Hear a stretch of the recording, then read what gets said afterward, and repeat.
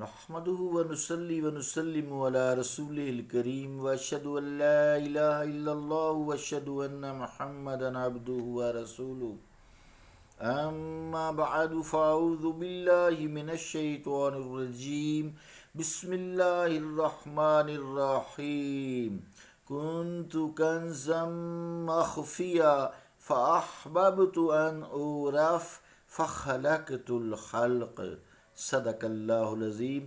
واجب الاحترام سامعین، السلام علیکم ورحمۃ اللہ وبرکاتہ۔ حدیث قدسی تلاوت کرنے کا شرف حاصل ہوا، اس کا ترجمہ سماعت فرمائیے۔ تو حضور کریم صلی اللہ علیہ وآلہ وسلم ارشاد فرماتے ہیں، اللہ کریم فرماتا ہے کہ میں چھپا ہوا خزانہ تھا، پس میں نے چاہا کہ مجھے پہچانا جائے، پھر میں نے مخلوق کو تخلیق کیا۔ اللہ کا قول، رسول کا قول سچا ہے جو بڑی ہی عظمتوں والے ہیں۔ میرے دوستو، کل تک ہم نے توحید بیان کی، اس کے سارے جو ہے کہ اللہ تعالیٰ کس طرح واحد ہے، تو کافی دور یہ موضوع نکل آیا تھا۔ تو ہمارا جو اصل جہاں سے یہ شروع ہم نے کیا تھا کہ اللہ رب العالمین جو وحدہ لا شریک ہے، یہ ساری کائنات اس کے تعینات ہیں، یعنی اس کی ذات و صفات کا اظہار کرتے ہیں اور اللہ کی پہچان کے لیے ہیں، جن میں اس کی وحدت یعنی توحید، احدیت جو اللہ کی شان ہے، یعنی توحید حقیقی جو ہے، اور اس کی بے رنگی کار فرما ہے۔ اس کار فرمائی سے اس کی ذات میں کوئی نقص یا کمی نہیں آتی۔ بعض کم فہم یہ کہتے ہیں کہ اگر تصوف کے مطابق اللہ تعالیٰ ہر جگہ اور ہر مقام میں جلوہ افروز ہے، تو کیا بول و براز اور گندے مقامات میں بھی وہی موجود ہے؟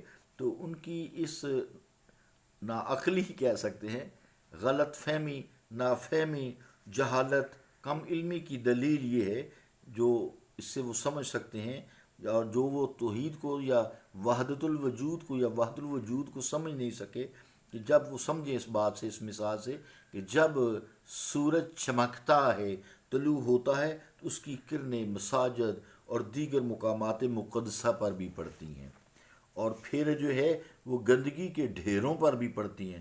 تو کیا سورج کی شعاعیں گندگی کے ڈھیروں پر پڑنے سے ناپاک اور پلید ہو جاتی ہیں؟ نہیں ہو جاتی، ہرگز نہیں، ایسا نہیں ہے۔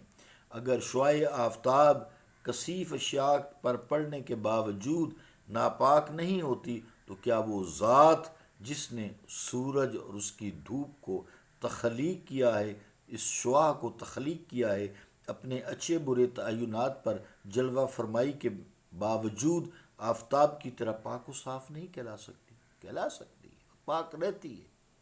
ثابت ہوا کہ تعینات کے ہر رنگ میں اس ذات پاک کا ظہور ضرور ہے، مگر اسے اس رنگ کا اسیر نہیں کہا جا سکتا، یعنی وہ مقید نہیں ہے۔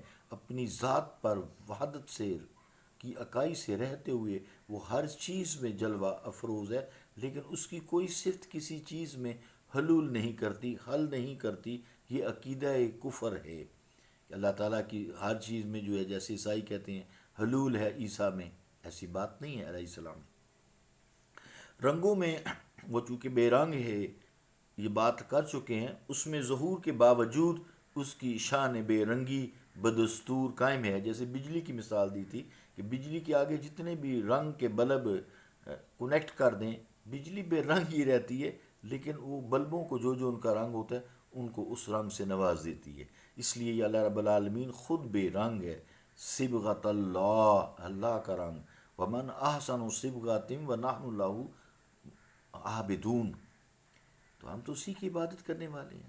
اللہ سے بہتر رنگ کس کا ہے؟ صبغۃ اللہ، اللہ کا رنگ۔ ومن احسن صبغۃ ونحن لہ عابدون، اللہ کے رنگ سے کس کا بہتر ہے؟ کسی کا نہیں۔ اس کی یہ بے رنگی اس کائنات کی رنگینی میں، جس کو ہم تعینات بولتے ہیں، وہ کار فرما ہے۔ تو رنگوں میں ظہور کے باوجود اس کی شان بے رنگی بدستور قائم ہے، جیسا کہ مختلف مثالوں سے بھی اس کی سمجھانے کی کوشش کی گئی ہے، شعراء نے بات کی ہے۔ شعر سماعت کیجیے۔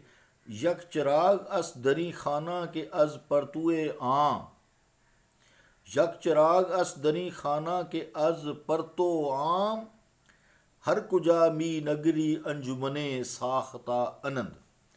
ترجمہ کیا ہے اس کا، شعر کا فارسی کا، کہ یعنی یہ جو گھر ہے یعنی کائنات ہے، اس میں ایک ہی چراغ روشن ہے، جس کے عکس سے سب نے اپنی اپنی محفلیں سجائی ہوئی ہیں.